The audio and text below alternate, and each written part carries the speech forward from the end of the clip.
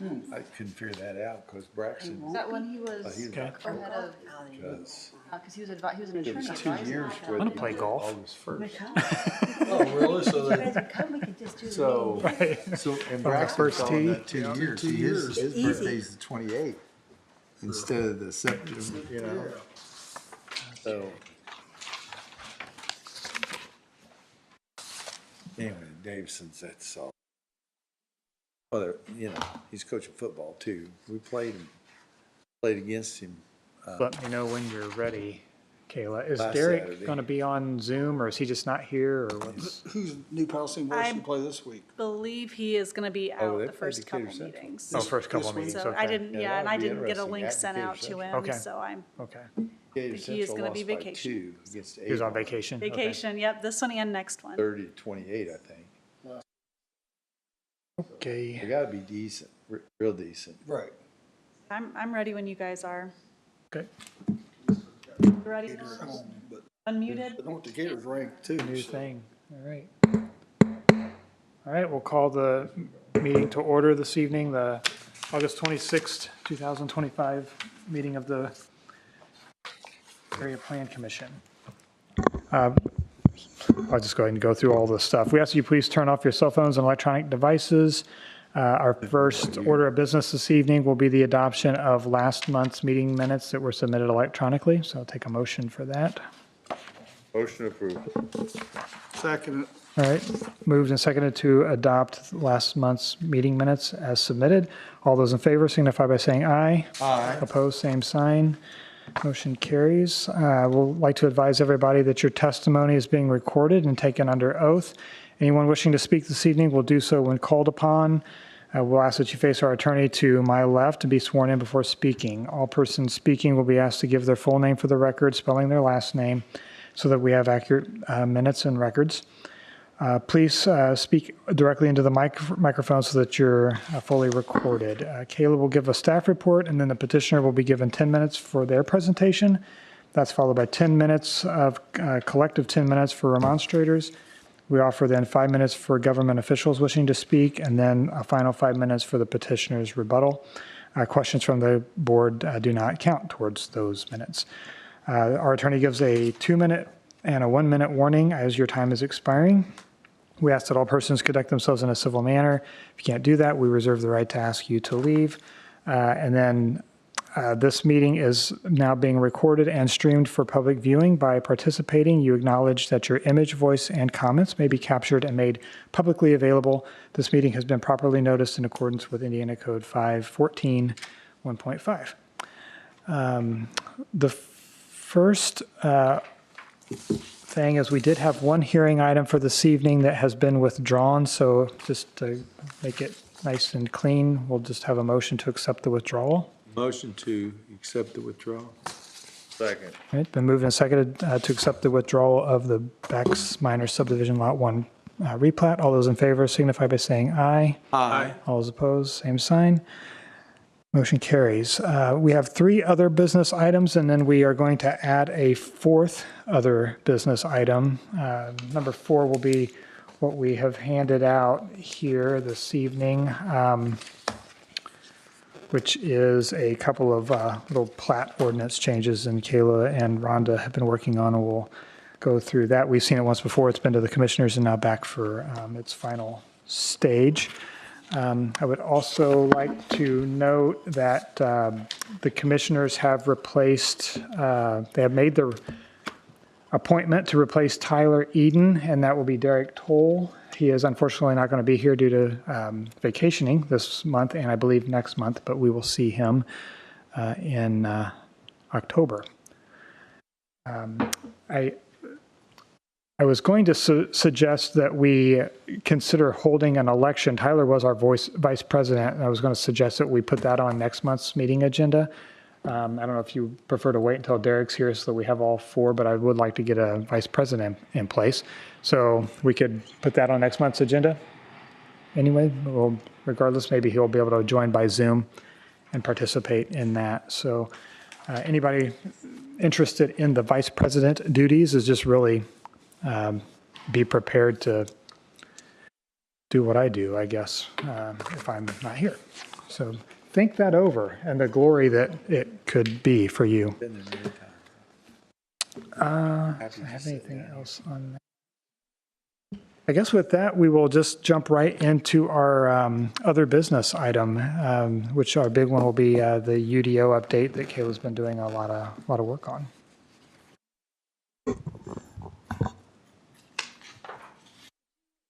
Address the minutes? Yeah. Okay, we're good? All right, I missed that, all right. I went fast. So I've handed you different documents. You should have a comparison. Chapter 1 and 2 to the old zoning ordinance, chapter 1 and 2. It should be Don's definitions chapter printout. Definitions chapter, thank you. And there is a couple different printouts of the land use matrix. So we can go over this however you guys would like. I expect there will be questions. One of the, just to let you know my method here, chapter 2 is all of the zoning districts. So that shows how they compared to the old zoning districts and where there were significant changes or not. And that pretty well translates into what uses are allowed in which districts. So the next thing I did was went through our land use matrix, new and old, merged them together to look at them to see how has that table changed. Where are we changing things? Where are we more or less keeping them the same? So I printed out two different versions of that table. One is sorted by category. So accessory, agriculture, commercial uses are all grouped together. And then each land use that is categorized within those sections. And the second table, which I'm sorry, it's pretty small, that is an alphabetical listing of land use alone.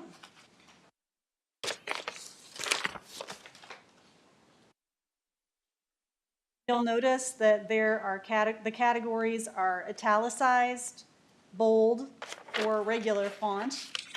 This indicates whether something was in the old ordinance only, whether it is in the new UDO only, or whether it is in both and relatively the same. So italics means it was as it was in the old land use table. Bold means it's a new item in the land use table, and regular font means it was in both, more or less in the same fashion. If there were differences in the zoning districts where they were allowed, I used a kind of an arrow to note that this went from a special exception use to a permitted use in this zoning district. Or in other cases, an italic meant that it was, say, permitted, an italic P, in this zoning district previously, but has not been addressed in the new zoning district, in that zoning district. So kind of went through to try to keep track of what happened with this use in this zoning district. Is it permitted? Is it special exception? Is that a new thing or an old thing? Where are we? How has it changed? This was complicated and time consuming. I did make some decisions on, for example, equestrian facility, just as an example. You'll note that is an agricultural use. I've got a note next to that it previously was animal stables, excluding kennels, and riding stables. So that's two uses now that are combined into one. So you'll see that under agriculture, that is a regular font P. But I also note riding stables was an S. So little things like this, as you go across to note where things were, where they were S's, where they were P's, where it was one or the other, and where we've made a change. and how that is permitted. So, but overall, I've tried to leave it fairly as it was in the new and the old zoning district table. So these two things are the same or different? Same content, just a different layout. The beauty of it was all in Excel, so I could sort it whatever way you needed me to sort it. So one is sorted by category, that far left, Yeah. the landscape orientation document. The portrait orientation is sorted by use, alphabetically.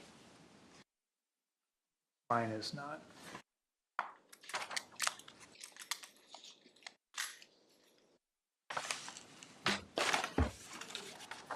Mine is alphabet.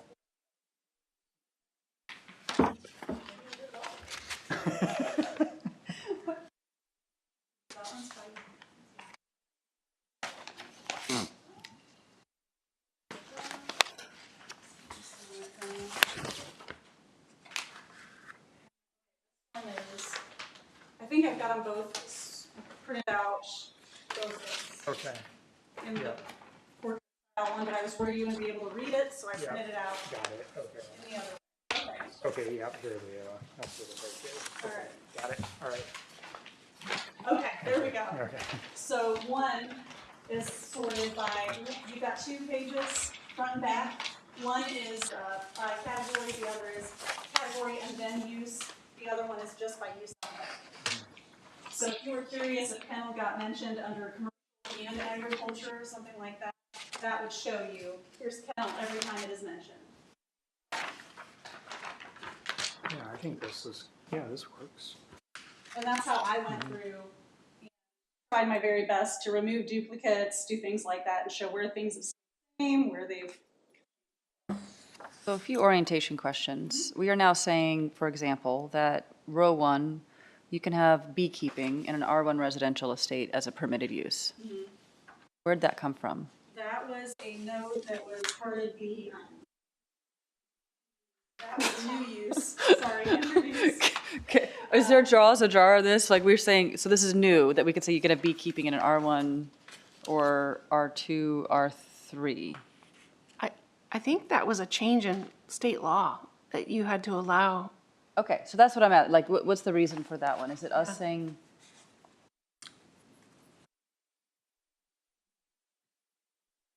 There was a need in this process to update where people could have like hobby farm or small scale chickens, 4-H kind of hobby farm type things going on. So we added that back into the accessory table. That was previously removed in about 2015. Recreational keeping of livestock used to live in our accessory use table. However, everybody forgot we had an accessory use table because it's buried in development standards. And we kept granting variances for 4-H pigs and things at the BZA. So it was felt like it was a good time to add accessory keeping of small agriculture like beekeeping, chickens, maybe rabbits, because I think there was also some curiosity about how that's handled in state law, back into the use table. Next question, for SES Micro, we've dealt with that most recently. It's an italicized S in column 2 for rural residential because that entire district is being deleted. That's why it's italicized? Okay. Correct. So if I see italicized, that means old and abandoned. So for example, under the industrial, second row down, industrial assembly facility means old and abandoned. We're not using it anymore. Yes, because in some of those cases as well, we are dealing with it in a different way in the new use matrix. So for example, if you go to the industrial section,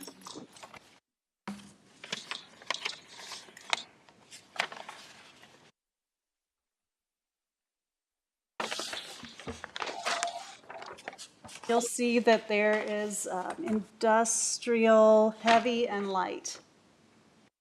And it is now broken down simply into, is this a heavy industrial or light industrial use? Something I think needs a little more fleshing out.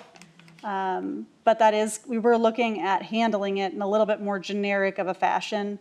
However, these are some of the things I was curious to know your opinion on as a board. Do we want to keep assembly facility, or do we want to just kind of put it all together as a manufacturing facility? To be honest, at the level of our expertise in the planning department, the difference between a fabrication facility, an assembly facility, a manufacturing facility, and a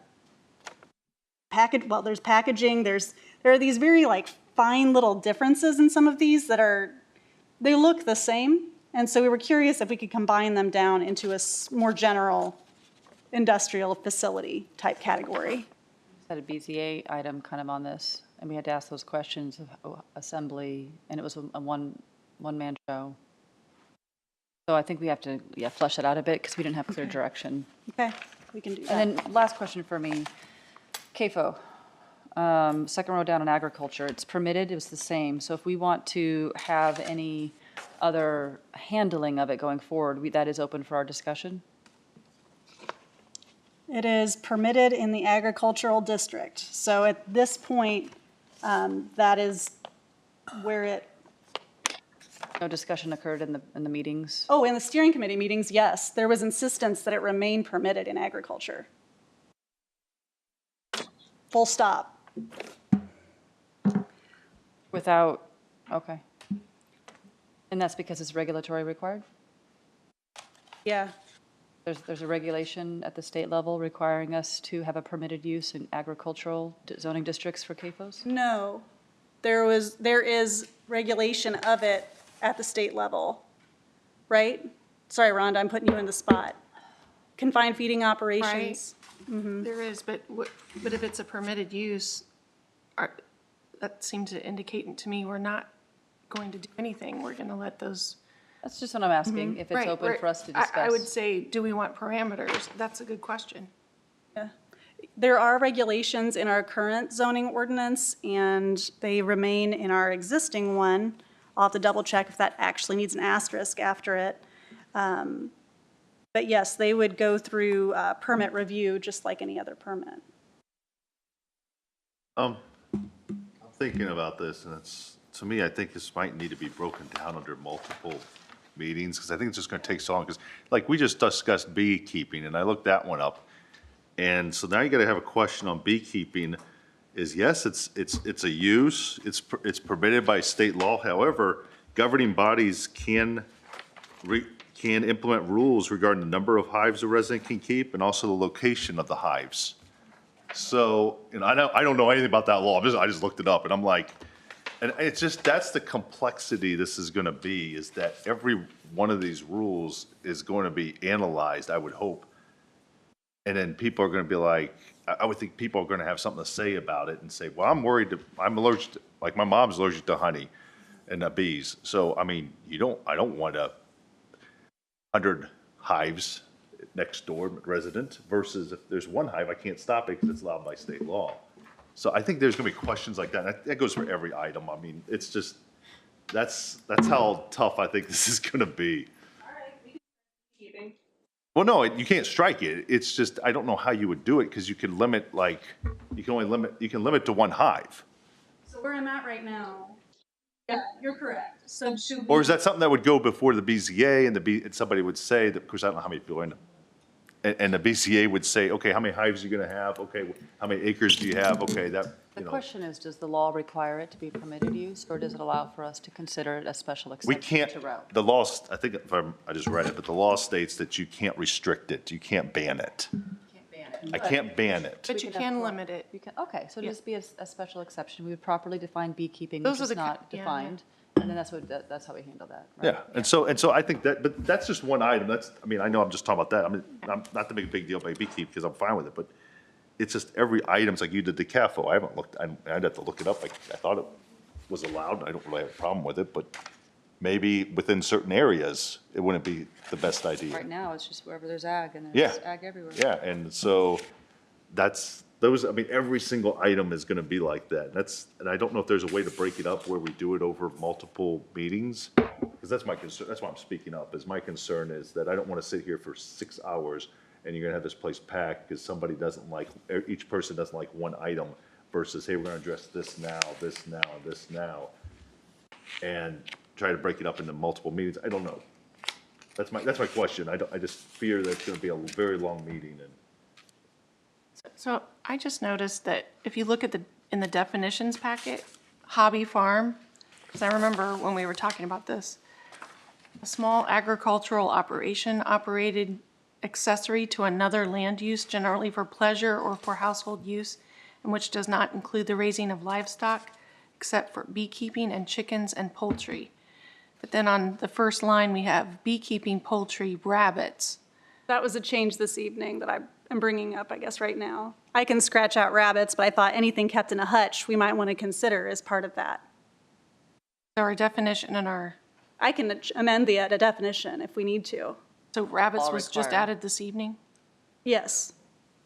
Okay. Yeah, this is discussion. I'm kind of seeing where are we with this? Is this a good idea or a bad idea? No, I think it's a great idea. It's just I'm worried about the time it's gonna take and you know, how many people are gonna have in the audience that wanna speak about each little item. Because I don't think this is the issue. I think the other issues were really brought up with the realtors and stuff. They're really concerned about the restrictions elsewhere. So I think we're gonna have a lot of people coming and I don't know, I'm just thinking You're just thinking about. about the adoption process. Yes, the adoption process, and, because, I mean, it's fine, it's just now we gotta sit down and say, okay, do we all agree with this? How can we write this in a way that works best and doesn't put the BZA under even more cases than they already have?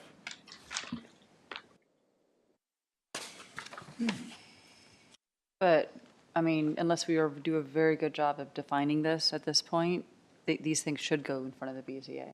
Okay. That's some of the problem. But in that case, no one would have any of these things because unless it was a special exception use, I guess. All right. I have a question. Because of the current governor's attention to nuclear, so where would like the small modular reactor pieces that he's talking about, where does that fall into any of the zoning? That would probably be a new one, I would think. The power generation facility was in our old ordinance and Yeah, see how see it that. translated over. I'm thinking this is definitely a different kind of power than what, but that nuclear would fall under that category if you don't have a special category for nuclear. It's all special exception, it looks like. is it? Yeah, so that would all go before the BZA then, right? Special exceptions would, yes. So any type of power generation facility currently is only special exception in Size. ag, and IG and IL. Depending upon size though, right? This says S by L3. This is commercial, yeah, it says power generation facility commercial. So let's be commercial.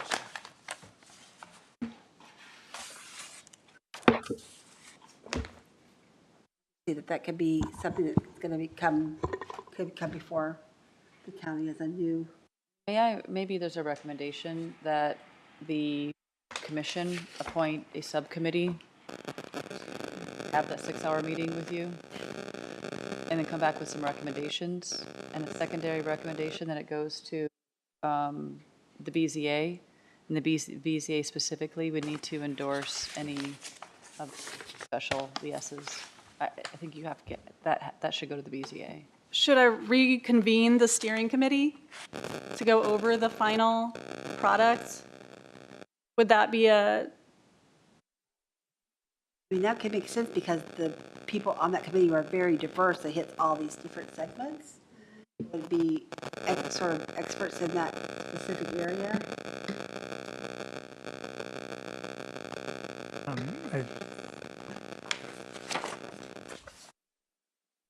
I think that the main question, or what I think what I was looking at was, is this a format that I felt like I could look at? Because this is just the first I think it thing. is.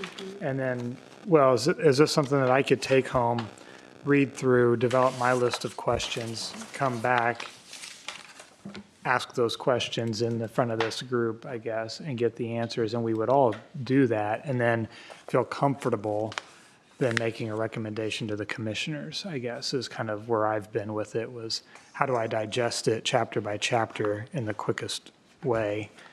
And I think that this helps to do that. I Oh, yeah. don't think we should sit together and do that, like you said, for 6 hours, but try and do it on your own time, come Well, I back think with you the could do it on your own questions. time and say, and then you could provide a list of all the things that bother you. Yeah, exactly. And then if Yeah. everybody's got the same thing, then we're gonna, we Yeah. know how we're gonna change that. Yeah, so then we would just generate, and I don't know if there's a way to, do a Google sheet or something like that that you could pop open and put in your list of concerns that then could be addressed at the next meeting or something like that. That So- would be amazing. So each time we meet, we Not put only another that for the- chapter. Sorry to interrupt, but not only that, for the public to see it too. Right. Would be, Yeah, it could be that, it yeah. would help us too. It's definitely the commissioners, because they're gonna have Yeah. to listen to the public more than anybody else. Yeah, it could be completely transparent. It could be public, I suppose. Yeah, if we had a clean enough document, we just couldn't let everybody from the public edit it, No, yeah. But, yeah. I think the only thing they're missing on this would be knowing what S and Ps are. I think, Mm-hmm. understand what those, because it's not stated on here, but Mm-hmm. I think otherwise, I think most of it's kind of Yeah, self-explanatory. because I like this document as well, that is sort of a side-by-side UDO versus the old chapter one. And then you jump over to something like this. So I guess what I'm at, so you'll do this for every chapter essentially. You'll have these types of documents. And so we just take a chapter or two a month, I guess, and go at it that way. So would this be something that, I think especially the comparison piece, would this be something that would be on our website that the community could look at, the old and the new? Or is this just for us? At this point, this is just for us, and I guess anybody who requests it, since it's here at this meeting, but and our Public document, attorneys. so Public document. might as well make Yeah. it available. Because I was thinking, especially the development community, the real, having them look at that, because they had questions and concerns would be a good idea. So I didn't know, like, are we gonna be able to share that in this form with them to get their feedback? But in terms of your question tonight, is this a good, I think it's great. Was easy for me to follow, and I could quickly already see that. Yeah. And Lacey, was quick to find out. She's already pointing them Yeah. out. And Well, that's we're what- like, and we all are, realizing, yeah, this is gonna work if we can figure out what we're concerned about real quick. I think what's missing in here right now is where you have questions for us. We don't know if you have a question or if you presented it as final. So if there is a question, do you want to include rabbits? We need a highlight or an indication or some sort of another font where, and then we can answer it. So I think if it's answer questions here, or if there was significant conflict at the steering committee level, highlighting that just so we can know when is it the whole thing? Well, Is it the whole thing? the steering committee, the term hobby farm, it is, livestock is the community is very open to having livestock in a lot of places. So establishing this whole accessory use category was trying to fence in, how do we deal with residential, non-farm residents to be able to have and explore livestock without limiting them too much. That's how that category got put in altogether. And we had HOA representation on that, some sort of do we have anyone from We HOAs had on there? 2 surveyors. We had Steve Ellsbury representing the kind of ag and an attorney viewpoint. Trying to think who else we had on that from the ag. Randy, Randy Sorrell was on it for economic development viewpoint. Developers? We had anybody who was on tech was involved. So Lace McCartney was our ag rep as well from Purdue Extension. Right. Who from the business community who are going to develop developers? Mr. Goins, Who? was it Mr. Goins, a part of the? Yes, 2 surveyors. Well, we had surveyors, yeah, we didn't have any developers per se, any business people. Economic development people weren't really a part of it. Philip Going and also Chris Yeah, but I felt like those two kind of represented that because they were always, their questions always were, how does my client react to this? You know, so, because their clients are the developers typically, you know, so how do they deal with it? Might be a good proxy for the business decisions. I think that's a big miss. The other thing, this document, the 8.5 by 11 one, the other thing that I found myself going to quickly was the Kayla Brooks notes, reading from back to front, I guess. That's a quick description of, you know, kind of her, in her words, the why and what, I guess, and then you can go in and read the detail. That could almost be put in the front, actually, maybe. Would it be possible for us to get access to the minutes of the steering committee meeting, so when we review this, we can maybe Thought solve of them? that just before this. I need to request that still. Great.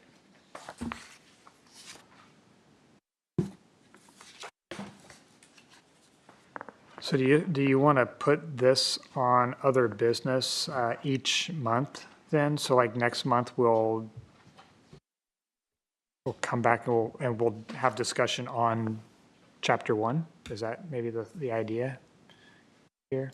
Honestly, and this might be a bit much, but I'd really like for this board to get through the parts of chapter 1 and the part of chapter 2, which is just part that is provided here. This is just a comparison of our current zoning districts versus the old. That's all that is. Oh, yes, chapter 1 and 2, yeah. Yes, yep. And then the use matrix, I knew you guys would have questions about what's allowed in those districts and if that's changed. So, or how that kind of lined, like, well, what is allowed in the ag district? Why are we, you know, changing the ag district lot standards? Well, let's look at the uses that are allowed there. Chapter kind of 1 and 2, understanding that. they're probably going to be the hardest ones to do, I guess, as well, so. So I would love it if you guys could get through all of the zoning district comparisons, which are, as you get used to it, they're pretty cut and dry and the way it's laid out. These are things that we refer to every day in my office as things come in permit-wise. What's the lot coverage? How tall can it be? How much square footage is required? With lot size? All of these things are things we look at every single day. How many chapters are there? I think 10. Definitions, I printed out 2. That's chapter 10, just for your own reference, so Okay. you can see how are we defining things. And if something's missing, please make a note. So will you be able to create like a Google Doc or a Google Sheet or something that could have cells for questions that we could enter? I can see what IT wants me to use. Or just come with questions in the next meeting? Or I just thought if we did it If you email online- me, I can incorporate them into a sheet Okay, really easily. maybe just email the questions to you then, okay. Homework. Everybody's homework here. Yeah, and just, can I go over a few of the things in the chapter 2 that I'm thinking of, I guess, as I'm looking at this with you? I think, I had a question on chapter 2, I think. Okay. On, I guess this is ag, and it looks like it's going to a minimum of 3 acres. Who made that decision, kind of? That was our committee. The steering committee decided 3 I mean, acres. the county started out with 1 acre, and we decided that was too small. And the county went to 2 acres, decided that was too large, so they went to 1.5 acres to try to save farmland. Now we're boosting up to 3 acres. I don't see how that saves farm ground. You know what I mean? I understand the idea behind it, but I also see, I guess, my side of it, which is all the minor subdivisions we see come through at a minimum of those 1.5 acres. And what we're seeing is that 1.5 acres is not consistent with the purpose statement of the agricultural zoning district. It does not allow for that, I guess, Is the minimum of 10 acres still there? that is the minimum for an exempt division of land, which totally circumvents our entire planning process. I haven't gotten to that chapter. I know we have amended that a little bit. So that's not exactly the same as it was in the original draft. So if you purchase 10 acres to build on now, that gonna go away for people? No, you can still build on that. If you only need 3 acres.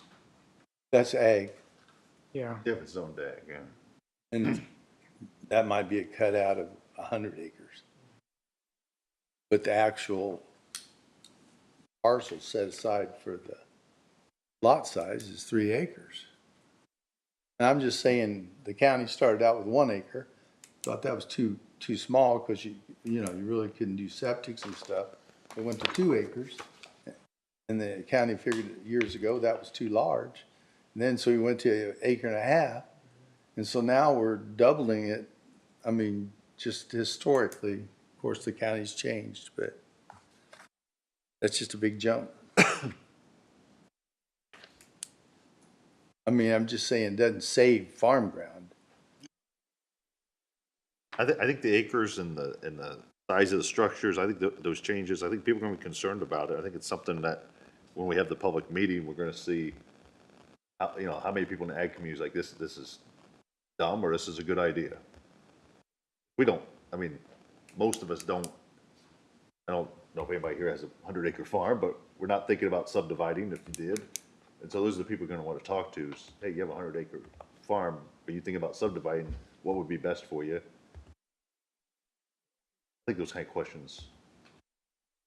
Besides that, because I mean, that's what your concern is that farmer with 100 acres or 500 acres or whatever, saying, okay, I'm gonna sell a little bit of my land to give to a friend or a family member to build a house there.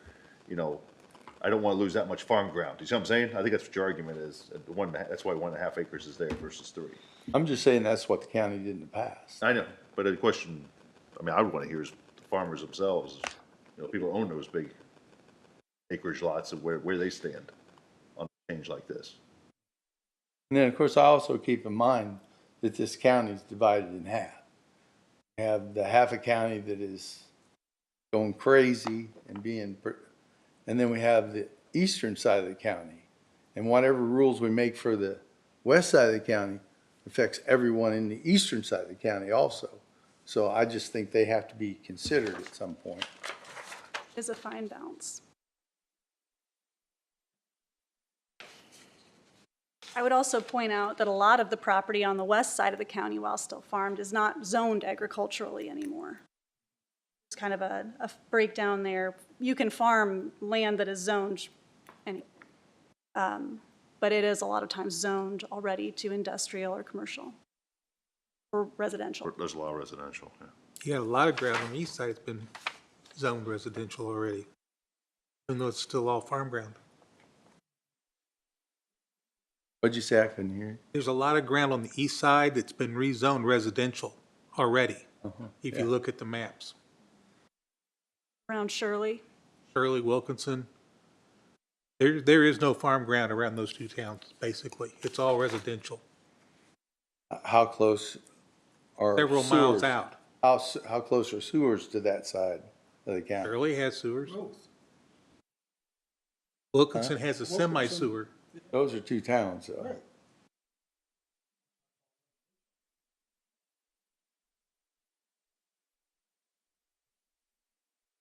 So that is definitely something we're looking at. But more and more what we're seeing on agriculturally zoned land is that people want to live a kind of truly rural lifestyle.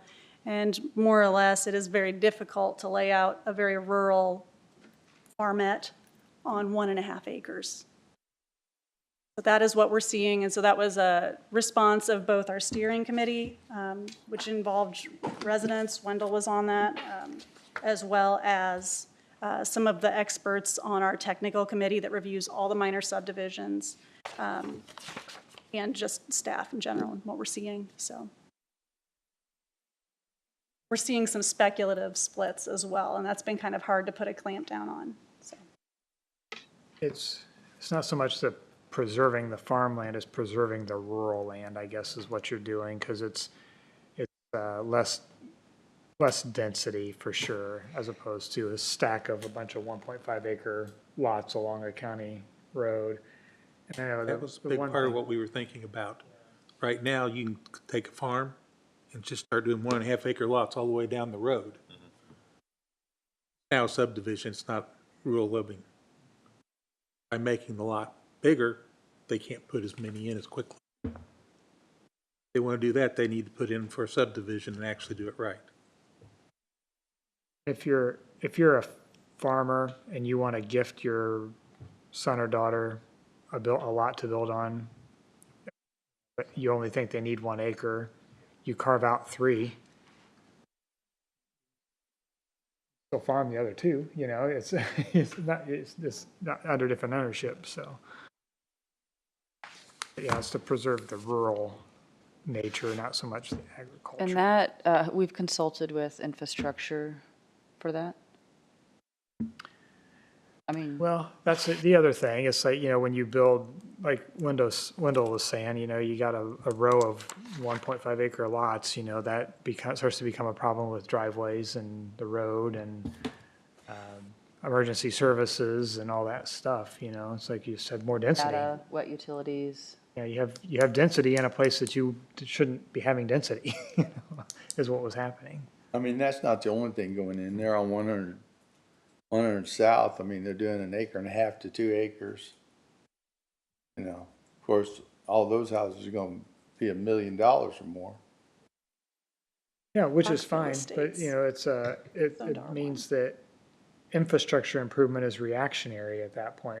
We're not planning the residential areas, we're reacting to the residential areas. A little bit harder to be reactive. And still, as is the case today, major subdivisions are not permitted in the agricultural zoning district. So the practical impact, what is the intended practical impact of going to the 3? What is the intent? To better meet the purpose statement for the agricultural zoning district, which talks about being very much in line with agriculture and agricultural uses.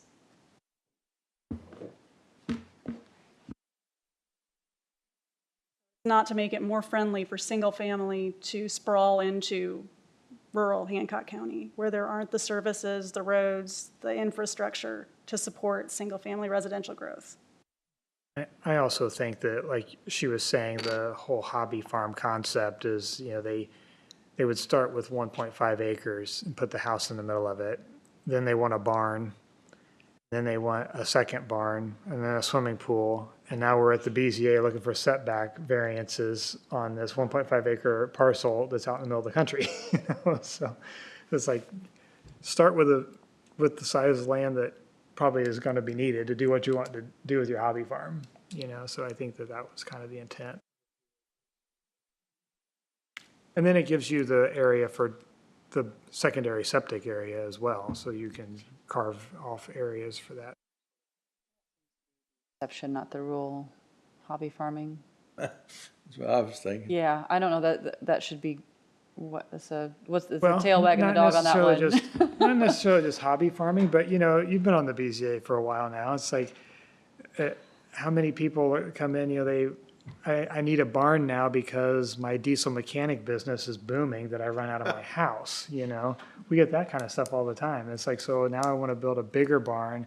I want an exception to the home occupation of the I want a 20,000 square foot barn in my home occupation, you know? So it's like, you know, we're squeezing all this stuff and look at the aerial and you see this, maybe it's a hobby farm, maybe it's a hobby business, maybe it's just a guy that collects cars, you know, but it's just like this little parcel just gets crammed. I think that's a bigger issue that we ought to be looking at is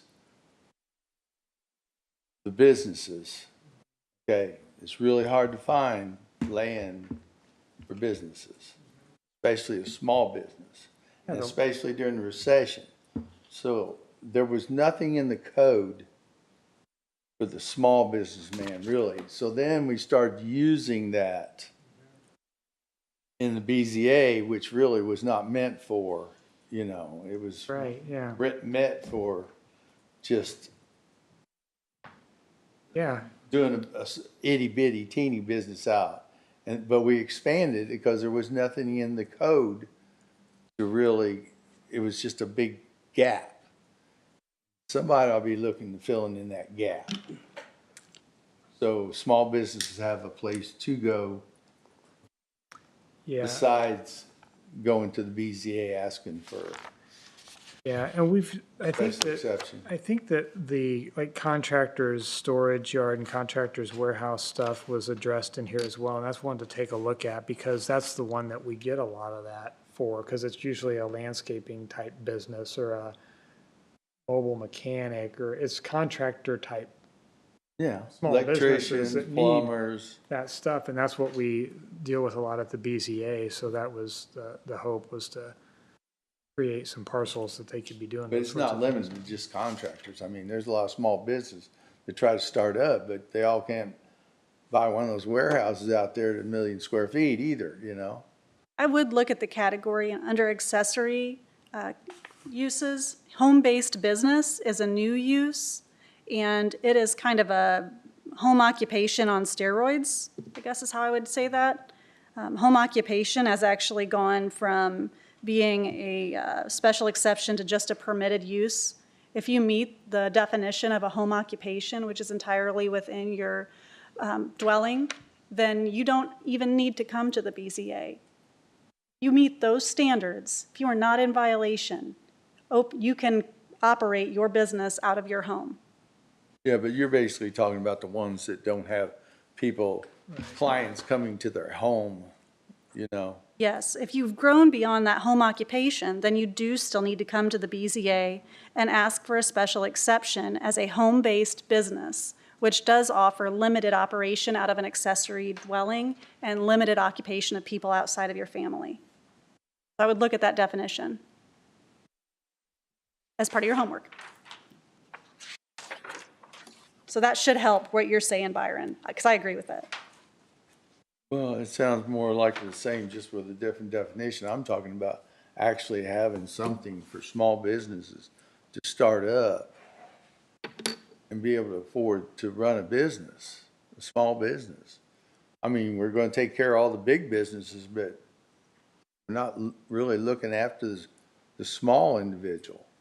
Maybe we don't want them. I don't know. Mitchell, it sounds like you've got some homework. Yeah, Mitchell. I think home-based business was the start of that, but you're right, it probably needs more attention than what it has in home-based business, so.